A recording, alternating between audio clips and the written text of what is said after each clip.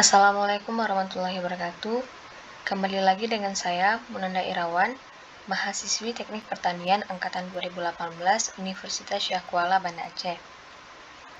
Kali ini saya membuat video untuk memenuhi tugas dari mata kuliah Teknik Pasca Panen Tanaman Pangan dengan dosen pengasuh MK, Bapak Bambang Soekarno Putra, STP MSI.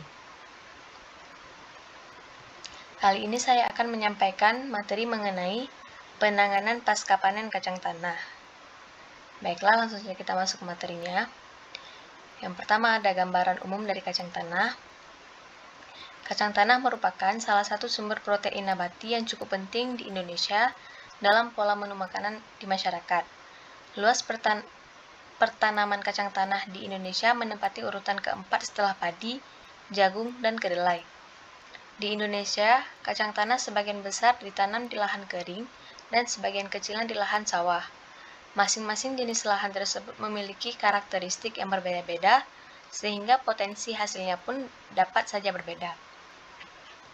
Selanjutnya ada upaya peningkatan produksi kacang tanah.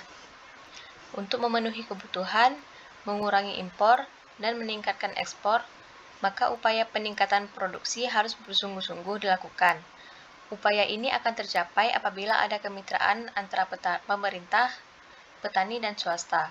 Berikut adalah upaya untuk meningkatkan produksi kacang tanah. Yang pertama ada memperluas areal panen. Yang kedua meningkatkan produktivitas. Yang ketiga menekan senjang hasil. Dan yang keempat adalah menekan kehilangan hasil. Selanjutnya adalah manfaat kacang tanah. Kegunaan polong kacang tanah sangat beragam, antara lain dapat dikonsumsi setelah direbus atau dipanggang. Kulit polong merupakan produk samping dari polong kacang tanah. Kulit polong ini dapat dimanfaatkan sebagai bahan bakar, bahan pembenah tanah, atau diproses sebagai bahan campuran pembuatan papan hardboard. Kandungan selulose kulit polong mencapai 65%, dengan karbohidrat 21%, lemak 1%, dan protein sekitar 8%. Oleh karena itu, kandungan proteinnya yang cukup tinggi, maka kulit polong kacang tanah ini masih cukup baik dipakai sebagai campuran pakan ternak. Selanjutnya adalah tahapan kegiatan pada kacang tanah. Yang pertama ada kegiatan panen, terbagi menjadi penentuan saat panen, yaitu secara visual kacang tanah yang telah memasuki fase masak. Fisiologis ditandai oleh banyaknya daun yang telah berubah warna dari hijau menjadi kuning. Bila tanaman dicabut, akan tampak polong dengan tekstur yang jelas serta berwarna gelap. Jumlah polong yang sudah tua biasanya mencapai 70-80%.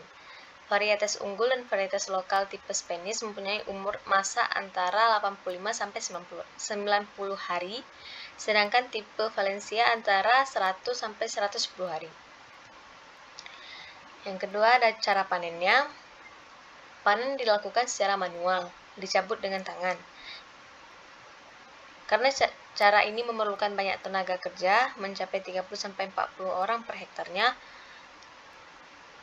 agar mudah dicabut dan jumlah polong yang tertinggal di dalam tanah sedikit, maka perlu dilakukan pengairan 2-3 hari sebelum panen, khususnya pada lahan sawah irigasi.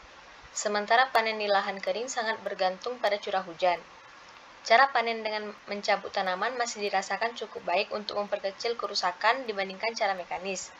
Cara mekanis mungkin akan timbul banyak kerusakan karena memakai alat panen yang tidak tepat. Selanjutnya ada tahapan pasca panen, meliputi perontokan polong, pengeringan polong yang terbagi secara alami dan mekanis, sortasi, pembijian, dan penyimpanan.